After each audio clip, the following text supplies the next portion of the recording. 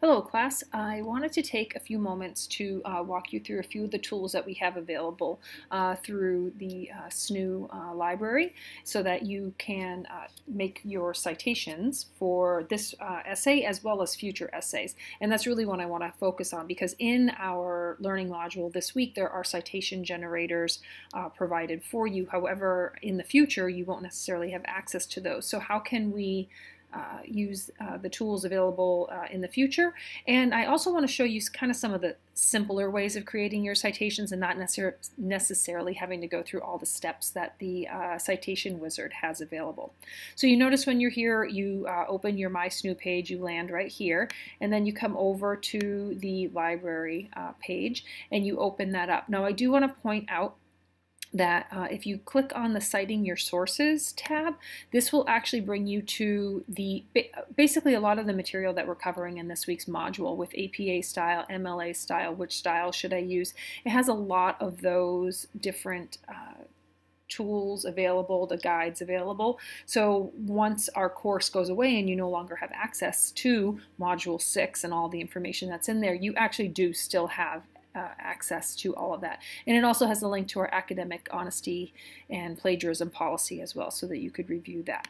But going back to the databases, now how am I going to use some of the tools that are available to really kind of make, you might ask yourself, how do I do this to make my life a little bit easier? So what you can do is you can come in here to the databases, and I'm going to focus on the Opposing Viewpoints database because that is the one that we are currently using. So you would open up your Opposing Viewpoints database, you come in here, and this is where you start searching for your topics and all of that. Okay, so I'm going to choose an article about the Zika virus because I'm going to write an essay about genetic modification and its impact on the environment. Okay, so here's the article that I am going to access. And so I open up the article, and this is the article in and of itself. So this is one that I would be using in my essay. Now, what do I do with this? Okay, how do I make this easier so that I don't necessarily have to use that citation generator every time? Well, it's simple. You come right over here to Citation Tools, click on that, open that up, and you'll notice it has created your citation for you right here. This one is in MLA format. If you click on that tab right there, it is in APA format.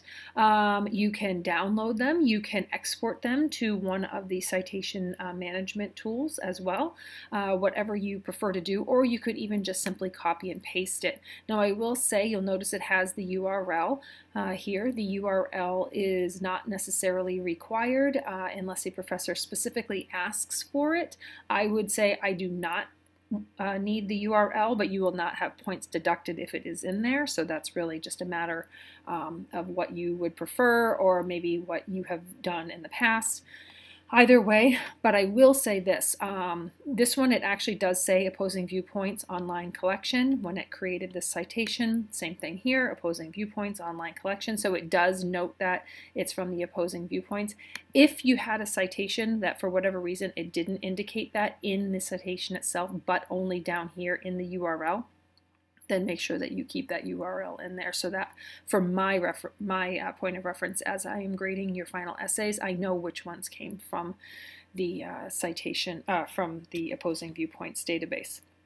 Okay, so but that's as simple as it is. You literally have your article, choose citation tools, and everything is right there for you, right at your fingertips. So that's really all I wanted to show you. That's how you will use it for your essay. The other databases, if you're using EBSCO or ProQuest or any of those, they also have something similar. You're going to look, generally it is over here on the right-hand side. It will say cite or citation tools or reference or something like that. You choose that, and often it will just give you the different options for the ways of formatting APA, MLA, whatever. You choose the appropriate one, and it will create your reference or works cited entry for you directly, which is really, really nice. So you don't have to use any of the other tools.